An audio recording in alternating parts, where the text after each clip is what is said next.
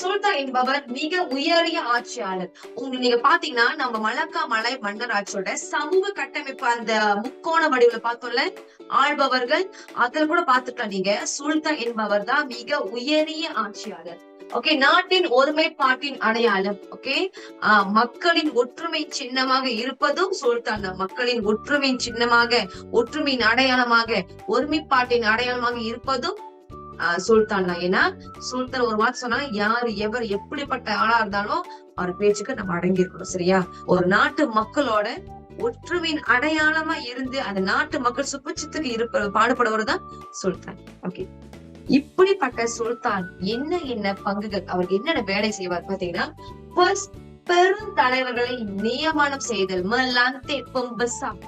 யார் இந்த பெருந்தலைவர்கள்?